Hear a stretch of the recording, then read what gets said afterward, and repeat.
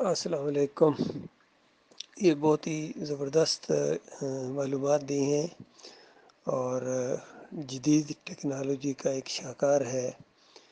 یعنی یہ قرآن مجید کی پرنٹنگ اتنی صفائی کے ساتھ، اتنی تیزی کے ساتھ اور اتنی خوبصورتی کے ساتھ اور بہترین خطاطی کے ساتھ اور اتنی بڑی تعداد کے اندر پوری دنیا میں یہ قرآن پرنٹ کر کے بھیج رہے ہیں۔ یہ سعودی عرب سے مختلف خطاطی کے نمونوں کے ساتھ یہ بہت ہی بڑی کوشش ہے، اور اس میں کوئی شک نہیں ہے کہ یعنی جتنی زیادہ تعداد میں یہ پرنٹنگ کرا رہے ہیں اتنے ہی زیادہ یہ اس قرآن کے انکاری ہیں، بلکہ اس قرآن کی دعوت کے دشمن ہیں۔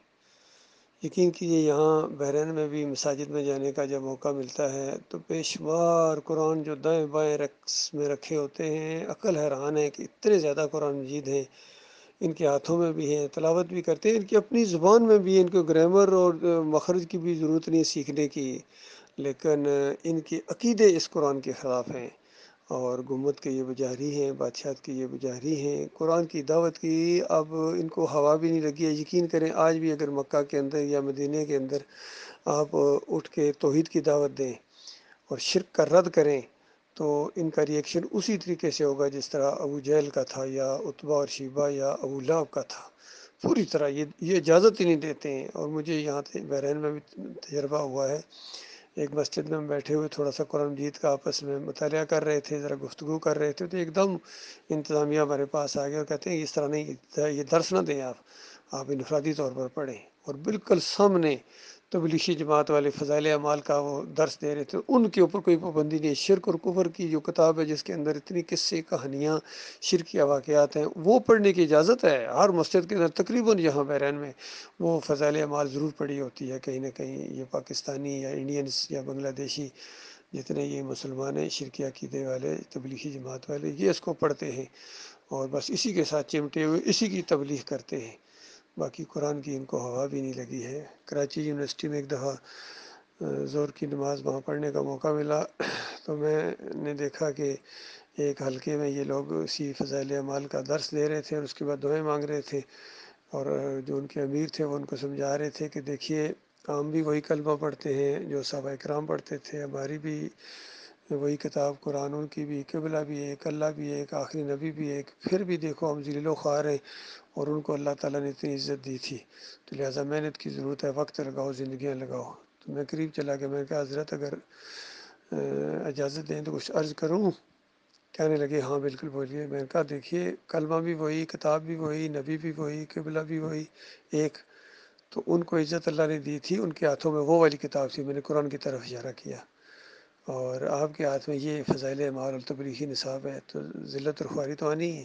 تو ایک دم سارے حالانکہ بڑے بڑے پروفیسر وہاں بیٹھے ہوئے تھے، ایک دم انہوں نے اس کو ناگوار سمجھا اس بات کو، اور کہنے لگے اس میں بھی تو قرآن و حدیث ہے نا۔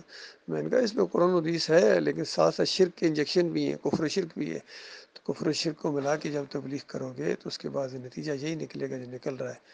بہرحال کوئی مسلک ایسا نہیں ہے جس کے اندر شرک نہ ہو، دیوبندی ہوں، بریلوی ہوں، اہل حدیث ہوں، سلفی ہوں، سعودی ہوں، سب کا یہ عقیدہ ہے۔ کہتے ہیں قبر کے اوپر آ کے صلاۃ والسلام پڑھو تو روح واپس آ جاتی ہے، اور نبی علیہ السلام خود سنتے ہیں، جواب دیتے ہیں۔ یہ فتویٰ ہے عبداللہ بن عباس سعودی عرب کے مفتی اعظم کا، اور نبی علیہ السلام نے گنبد بنانے والوں کے اوپر، قبروں پوجنے والوں کے اوپر کتنی سختی کے ساتھ لعنتیں بھیجی ہیں۔ سب کچھ وہی ہو رہا ہے۔ مسجد نبی کے اندر نبی علیہ السلام کی قبر پوجا گاہ بنی ہوئی ہے، لوگ اس کی طرف رخ کر کے روتے ہیں، دعائیں دیتے ہیں، صدقے وسیلے بحق فلاں اس طرح دعائیں مانگتے ہیں، اور اوپر گنبد لگا دی گیا، ہرا گنبد، اس کی ہر سال اس کی گویا روغن ہوتا ہے اور ساری چیزیں کرتے ہیں۔ تو یہ معاملہ ان کے عقیدے بھی خراب ہیں۔ تو اس سے زیادہ بدبخت قوم کوئی نہیں، سب سے بڑی اس زمین کے اوپر اگر کوئی مجرم قوم ہے، مجرم قرآن کی انکاری، گویا جس کے بارے میں نبی علیہ السلام کہیں گے کہ یا اللہ میری اس قوم نے قرآن کو چھوڑ دیا تھا، تو انہوں نے بالکل قرآن کو چھوڑ دیا ہے، عربوں نے خاص کر۔ اور عربوں کے بعد جو سب سے بڑی مجرم قوم ہے وہ پاکستانی قوم ہے، کیونکہ انہوں نے پاکستان ملک لیا تھا لا الہ الا اللہ کی بنیاد کے اوپر، کہ پاکستان کا مطلب کیا، لا الہ الا اللہ۔ نہ نعرہ لگانے والے کو اس کا معنی آتا تھا، نہ پیچھے جواب دینے والوں کو، اور پاکستان بننے کے بعد پاکستان کو شرک کا گودام بنا دیا انہوں نے، اور کہتے ہیں اسلام کا قلعہ ہے. اسلام کا قلعہ کہاں ہے؟ شرک کا گودام ہے.